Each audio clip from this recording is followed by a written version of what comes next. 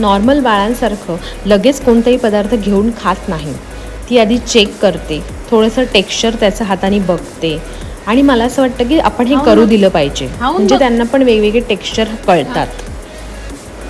So तिने ते as usual हातात घेऊन ते चेक करून त्याला दाबून बघितलं आणि नंतरच ते तिने टेस्ट केलं.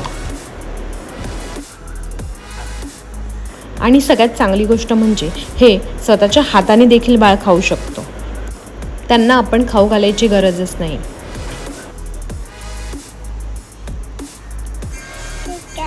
छान छान आहे. हो छान छान आहे. चटणीत बुडून खा, चटणीत बुडून खा.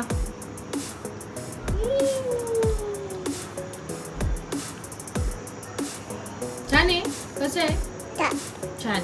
हो त्याची बुडून खा, चटणीत बुडून खा, बुडून बुडून खायच्या चटणीमध्ये. हां हां चला चला खा.